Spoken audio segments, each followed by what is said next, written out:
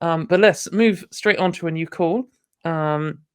Let's get in. Let's talk about. So we're going to talk to Patrick, he, him from Florida, who wants to talk about Richard Dawkins, who apparently said pantheism is sexed up atheism. What would you how would you like to present this this comment to us, Patrick? Yes. Richard Dawkins said in his book, The God Delusion, pantheists don't believe in a supernatural God at all, but use the word God as a non-supernatural synonym for nature or for the universe or for the lawfulness that governs its workings. And, I'm trying to determine what exactly he means by pantheism is sexed up atheism. He's essentially saying that a pantheist, has a reverence for science, and they're talking about scientific pantheists. Like they in this one article I've read that I have pulled up, it said that essentially, like they said, they classified Stephen Hawking as a pantheist, which I don't know that he ever identified. They classified Stephen Hawking and Einstein as scientific pantheists, and I hadn't heard the term. Have you all heard the term scientific pantheist? I was just trying to. I'm getting this off pantheism.net/atheism. And Right. I'm not sure if I agree with everything in this article. I would, in terms of who was a pantheist or a scientific pantheist, I would always be wary of any, especially in this kind of domain, of any group claiming that famous historical people were part of their belief system, because, well, firstly, if unless they've said that, then I don't know if there's necessarily evidence for it.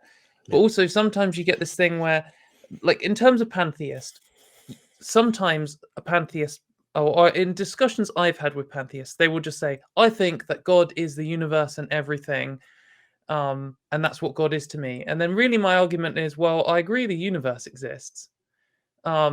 So I guess I agree with what you think God is, that it exists, but I don't really think that it makes any sense to call it God. Yeah. It's just kind of, to me, it always feels like a word game, because all you're saying is like, I've called this thing God, so therefore make any sense. Can you explain like why you say it doesn't make any sense? Like, what are your having made the claim, the burdens on you? Yeah, well, Katy. Okay. Well, if someone, so this I guess is the two situations. When someone says they believe in a God, they give me some description of that God, and either that God is literally everything, or it isn't literally everything. That's like a binary I'm presenting to you. And if they say my God isn't everything, it's this thing, I can define it, then I can either say to them, well, that God cannot exist because it's a logical contradiction, or maybe that God exists, but I have no evidence for it. But if they say God is everything, then I can say, well, I mean, as far as I'm aware, everything, not everything that could ever exist exists, but when you say everything, you mean like the universe, me, all this maths, that does exist. So I can agree with you that exists, but I'm not then agreeing that your God exists. I'm just saying, the universe exists. And to me, it just... You don't. Sorry, I'm Patrick. saying I think you don't see an agent there that would make it a God, but there are theories and there are legitimate science now that backs some of these, like pan-protopsychism. If you look at Ork-OR theory by Sir Roger Penrose, that depicts that it does not demonstrate anything. It doesn't demonstrate the thing that you're thinking it does. I'm not at the level of academic achievement where I am able to break it down as to why that's the case. But there's a good, if you would stop talking for 5 seconds and let either of us get to the end of a sentence with a period, which generally denotes in speech a longer pause. I promise you it will make a lot more sense. I think one of the things Katie was trying to say earlier, because for some reason, I don't know why our callers are not responding to your great points, Katie. Maybe they're scared. But I think what Katie was saying a second ago to answer your question about why pantheism doesn't really make sense and why she particularly is not, taken that label and so forth, is because at the end of the day, the description given for what God is in a pantheist model oftentimes is essentially indistinguishable from the existence of reality. And if what you're saying is at the end of the day that my God is just all of the atoms that exist in the universe, well, yeah, we agree that those are there, but we don't think that you adding that extra little glitz and glamour of saying it's a god, we don't think that is demonstrable in any way. And I would also say that doesn't add anything. Yeah, and it doesn't add anything. And I would say that's probably where Richard Dawkins is going with the sexed up atheism. But to be honest, I don't even really care where he's going with it. So, but yeah, I think that makes a lot more sense now that we've gotten a full thought out. Does that make sense to you, Patrick? Why Katie and I kind of feel like it's not a super descriptive thing? Well, see, this is where I have the problem with that. I'm more agnostic, like I've mentioned to you guys before. I really, I just think that pantheism is one of the more plausible options, along with Buddhism and Taoism. There's no God in either one of those. So religion, I think a lot of times, see, the part of the problem I have with atheists is a lot of atheists just take all religions and lump them in as one and say these are all equally ridiculous religion, and it's all against religion. Yeah. But yet, like I said, you have Buddhism and Taoism. There's no God there at all. So what's the Patrick, hang on a sec.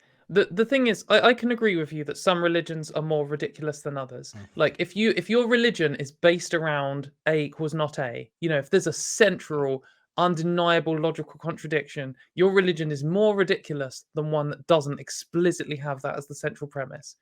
And there are some, religions that have more obvious, recent, well-documented, ridiculous inventions where, some ridiculous person has invented it and it's well documented that they've just kind of made it up because they're a science fiction author or whatever. I can agree with that. And we could say that therefore some other religions are more plausible.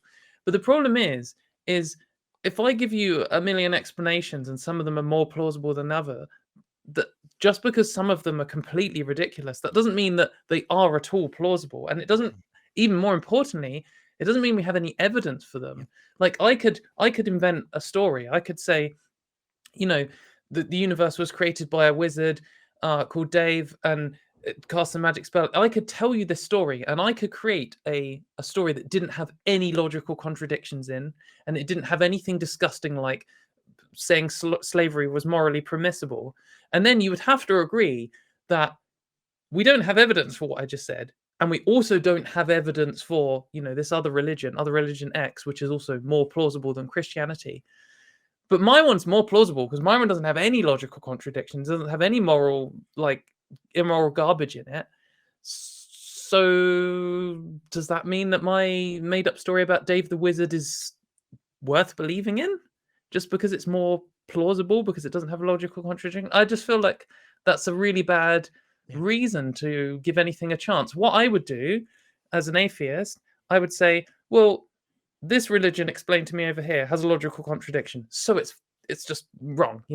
I'm uninterested in this. The central claim in this is bullshit. This other religion doesn't. Maybe they're right, but until they give me some evidence, anyone could. They're all just worthless to me, really. Yeah. Well, the evidence, I guess, for the pantheists would be that the universe could very well be infinite or without beginning or end. It could be conscious as per panpsychism, or it could be, these are all plausible options through philosophy and science. How are they plausible options, Patrick? How have you demonstrated? Do you just mean not impossible? Yeah. Do you just mean not logically contradictory, like Katy was talking about? The cyclical cosmological model of Sir Roger Penrose depicts an infinite. I don't want to have to take this step back, but we have to, because you're completely going off on a direction that doesn't make any sense, Patrick.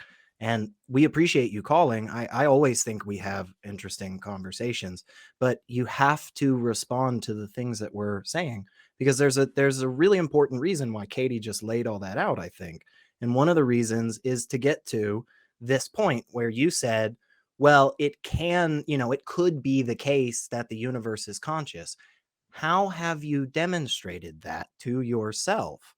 What is the thing that you're using? And if all you're going to point me back towards is Roger Penrose, as interesting as that is, and again, nowhere close to that man's level of expertise, nowhere close to it. But for some reason, the collective body of people that are in that vein of smartness, they don't agree in the same manner that it proves the thing that Penrose is trying to prove.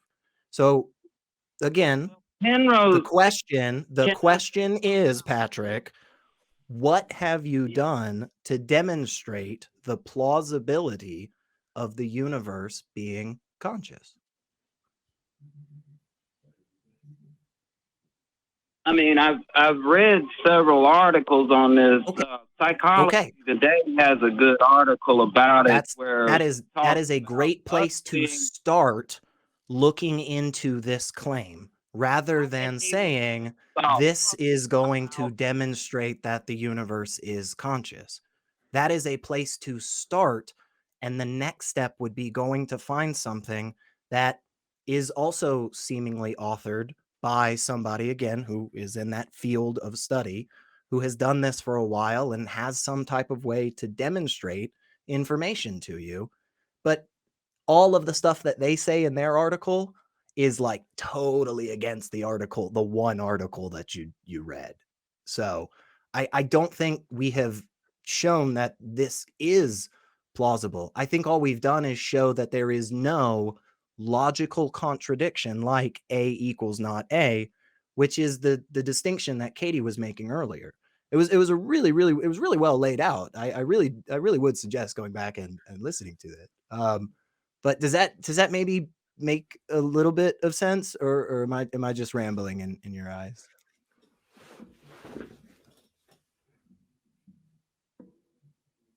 Still there, Patrick? I don't know if he's. Oh, we might have lost him. Oh, well, it looks like we've lost Patrick. No, well, thanks for calling, Patrick. I guess the point that I would make is, with all of these claims where people kind of blur them together, pantheism and maybe Buddhism and maybe the universe is conscious. There's a difference between a claim like the universe is conscious and a belief in a whole religion like Buddhism is true. Yeah.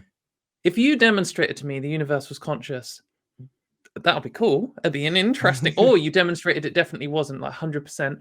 That either one of those are still interesting pieces of information.